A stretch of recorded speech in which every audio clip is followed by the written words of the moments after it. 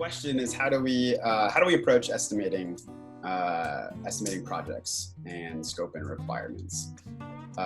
This is another thing that has evolved, I think, multiple times over the 10 plus years we've been doing business. The most recent sort of evolution is we've really sort of nailed down a process of talking to a client.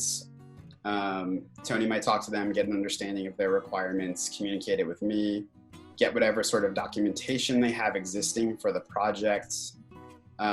If there's enough there, we can start to basically estimate out via a spreadsheet essentially how much effort we think it's going to be. If there's not, maybe there needs to be a phone call or a little bit more like sort of discovery upfront work with the clients.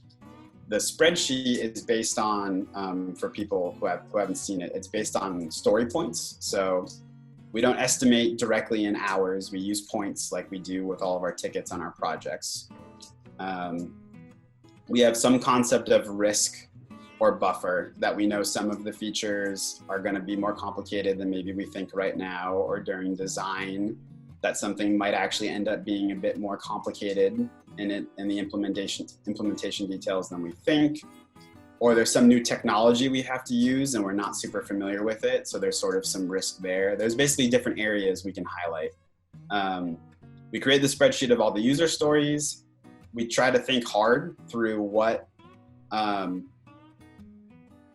the client might not be aware of needs to be created for the product to actually work. So I think often when someone's describing the product experience to us and we start to put together the scope, there's a lot of like pages or features that are more just taken for granted or are sort of like blue pages or screens in the app that don't get thought about. And so there needs to be some sort of product thinking as well about what else would need to exist for this product to function.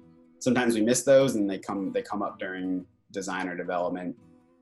And then from there, it's starting to match those spreadsheets up. It's working with Tony and talking with a client. Are we thinking that there's too much scope versus what the client is thinking? Does the budget align? Is there a way to prioritize some of the features, and maybe some of those features turn into nice to haves instead of must haves, and we can sort of reduce what the first version of the project is that we're looking at, or maybe there's a more simple way to implement some of the things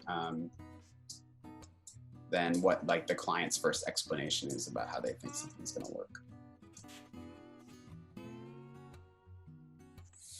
One thing that comes to mind right away are sometimes integrations with other systems. I think especially a non-technical client might just seem like, oh yeah, we can use this other software, this other thing, we can pay for it and it already does the thing that we need.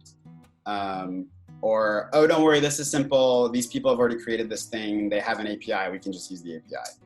I don't think a whole lot of thought is sometimes put into, there's still a bunch of complexity around our system needing to integrate and use that other third-party system. And so I think sometimes that can be more effort than what someone is originally thinking. I think their platform choice is sometimes not always readily apparent to potential clients. What's the main use case someone's going to be using this on? Is it on their phone? Is it on their tablet? Is it on their laptop, desktop? Does it need to be native? Does it need to be an app?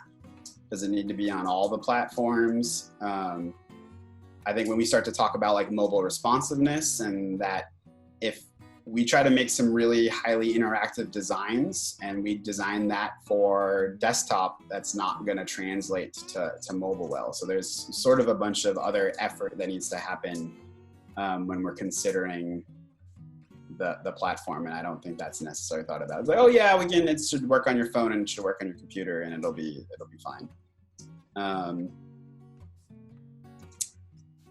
And then I think the other thing, and we're still working on the best solution for this, is sometimes some of the admin work that someone needs to do, like our different tools and things we use have an out of the box admin, but the minute the admin sort of side of things starts to get a little bit complicated, or the workflows start to get a little bit more involved, it's like we're making a second app for the admins for the projects. And there's a different app which is for the front-facing customers and users.